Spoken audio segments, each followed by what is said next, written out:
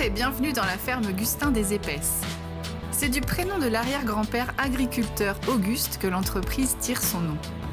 Volailles, cochons, bœufs et brebis sont aujourd'hui élevés sur les 115 hectares de cette exploitation familiale. 5 personnes travaillent aujourd'hui dans l'entreprise, dont 2 associés, Rémi Allaire et Pierre, son fils, que je rejoins tout de suite.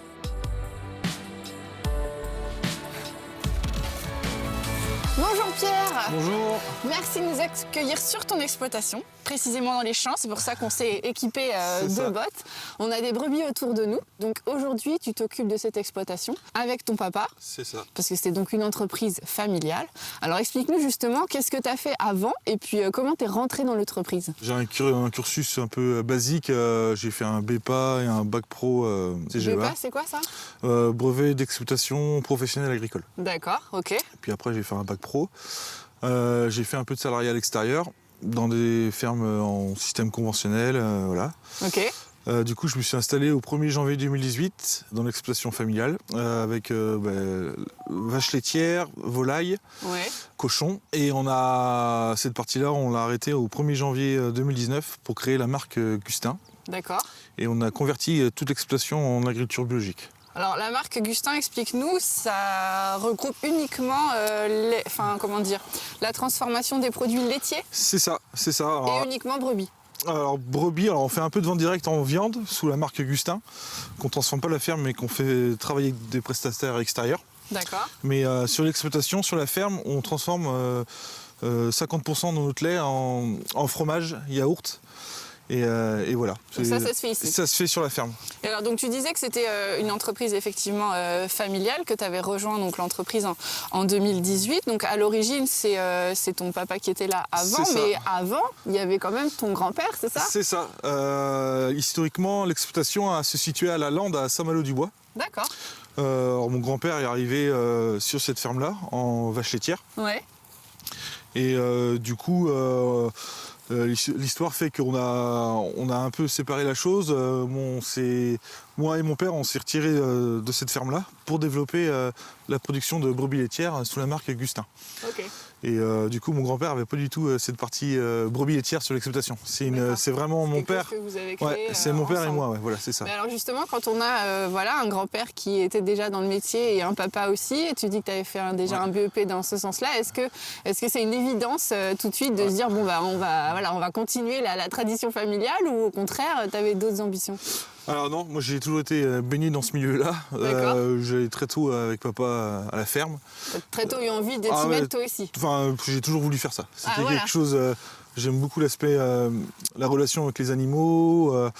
Alors encore plus maintenant parce que du coup on fait de A à Z, des naissances des agneaux jusqu'à la transformation vous suivez tout. de A à Z quoi. Puis après en plus il y a la commercialisation qui se fait sur la ferme aussi. Ouais. Ça permet d'avoir vraiment un lien avec le consommateur et de savoir ce qu'il en pense le consommateur, c'est quelque chose d'agréable quoi. Oui, d'avoir un retour direct. C'est ça. Ok, très bien. Bon, alors on va découvrir un petit peu ce que tu fais. Qu'est-ce qu'on peut découvrir aujourd'hui comme fabrication? Aujourd'hui, on est lundi, du coup, il y a la transformation des yaourts ce matin. Super. On peut aller faire un tour, voir comment ça se passe. Ah bah super, allez, c'est parti, je te suis.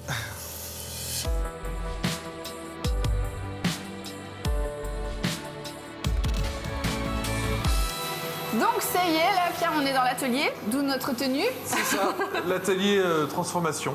Bonjour, on n'est pas tout seul. Alors présente-nous. Alors Pauline Sauvetre, ma compagne. Ok. Et Nathalie, ma maman. Ah oui, vraiment toute la famille là. Parfait. Presque, oui. Oui, il y a ton papa aussi. Hein, c'est ça, il y a papa et il y a Lucille aussi, la fromagère, qui est la responsable du labo. D'accord. Mais aujourd'hui, elle est en vacances. D'accord, ok, très bien. Cette semaine. Alors explique-nous là, qu'est-ce qu'on fait? On en est à quelle étape? On a dit qu'on parlait de la production des yaourts. Alors rappelle-nous les différentes variétés que vous proposez. Alors chez nous, on a plusieurs parfums. On a vanille, citron, miel et nature. Ok. Avec plusieurs formats. D'accord. Du coup, comme on peut voir, il y a les pots 400 grammes. D'accord. C'est l'équivalent de 4 yaourts. De 4 yaourts de 100 grammes. D'accord. Et puis sur votre côté, c'est les pots de 200 grammes qui se vendent en panier en fait. Et alors comment se répartit le travail? Qui fait quoi ici? Alors du coup, Pauline elle s'occupe de la partie ingrédients. Moi je commence le matin, j'arrive à 7h, je prépare un peu le labo. Ouais. Et à partir de 8h30, je mets le lait en pasteurisation, je le mets en chauffe. Et ça monte en température jusqu'à 90 degrés.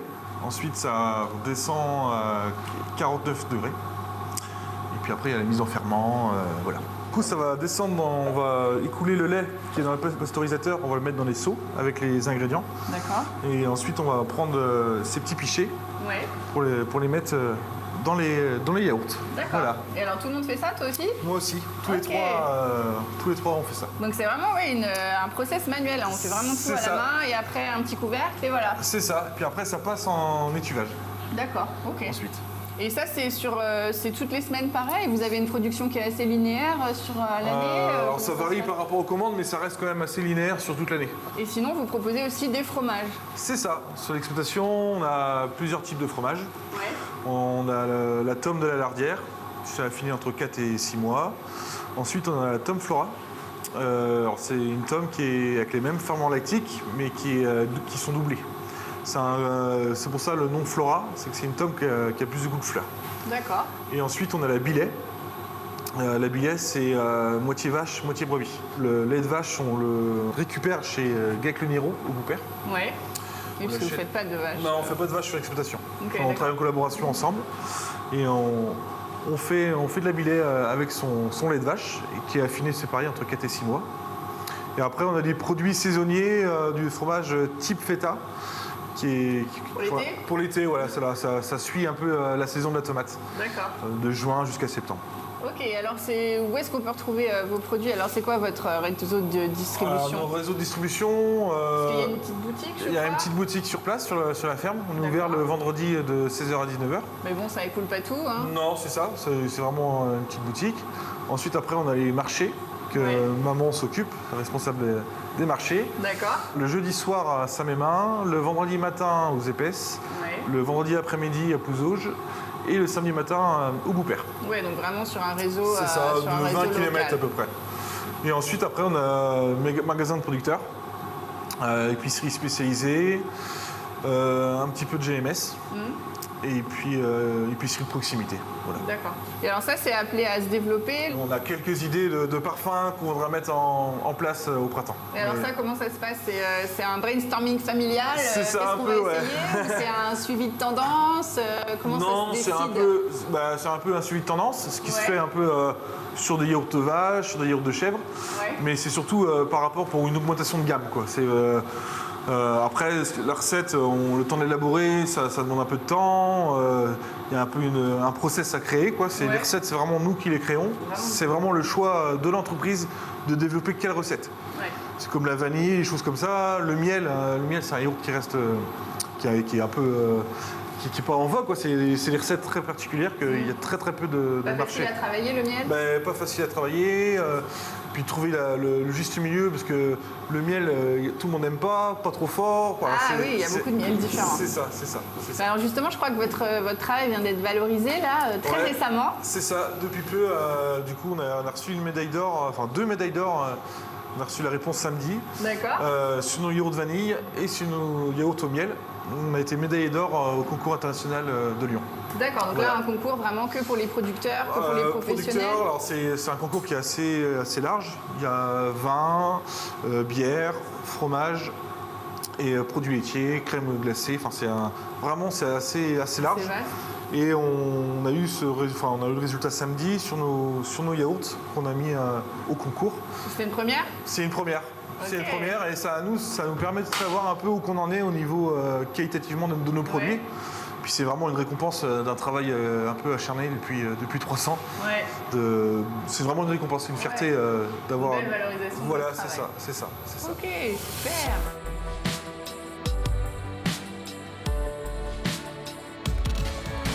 Donc Pierre, on a fait le tour de ton exploitation. Une de vos particularités, c'est quand même cette tradition familiale, puisque vous êtes la 4e génération. C'est ça. Et quand tu as repris, est-ce que ton grand-père, il était là? Mon grand-père était là. Alors, il exploitait plus. Hein. Ouais. Il était à la retraite. Du coup, il était présent quand je me suis installé. Et comment il a pris ça? J'imagine que c'est une fierté pour lui de voir que son travail perdure, ça continue. C'est vrai que la famille a l'air...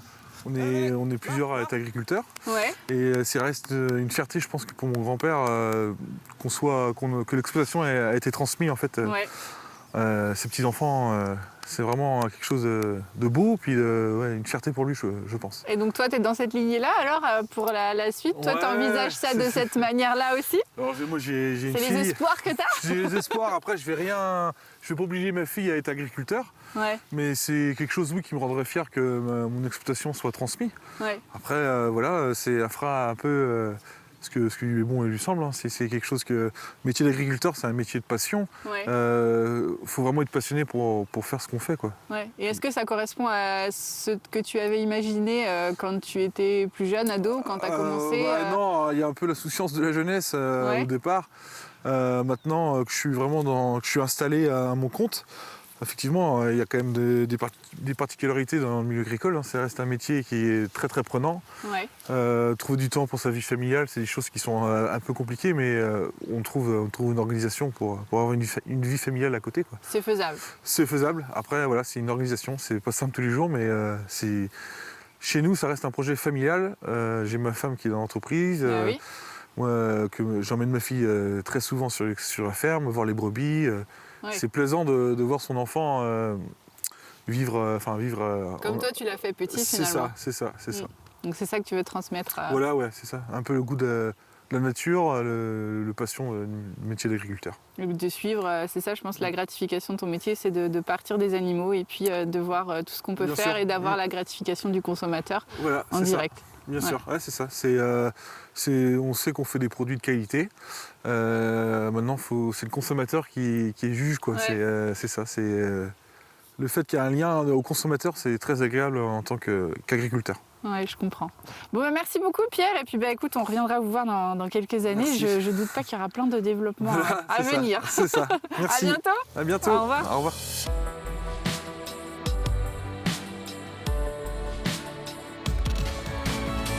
En plus de 40 ans d'exploitation, cette ferme familiale n'a cessé d'évoluer et de conquérir de nouveaux marchés. La décision de s'orienter vers une agriculture biologique en 2019 et de faire de la vente directe a été un choix décisif. L'enjeu pour eux aujourd'hui est de développer la gamme de yaourts pour les gourmands et les gourmets. Merci beaucoup et à la semaine prochaine pour un prochain Mageco.